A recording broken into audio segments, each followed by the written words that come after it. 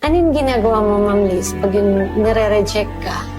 Actually, lahat kami na-stress.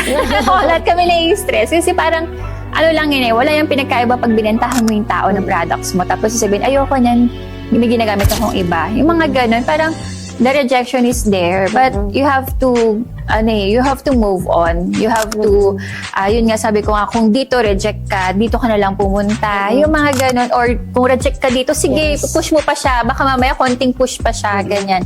So parang sabi ko nga, ang problema ay hindi forever. Sabi kong gano'n, kailangan mo lang harapin yan. Kasi pag di mo hinarap ang problema, dun siya magiging forever. Yes. So sabi ko, kailangan lang tatagan yung loob. Yan, yung nai-stress yung mga kasama ko. Sabi kong gano'n, ginan din ako. Sabi kong gano'n, nai-stress din ako. Pero kailangan kong, pinipili kong sumaya kasi kung di babagsak din yung katawan ko pag ako yung na-stress.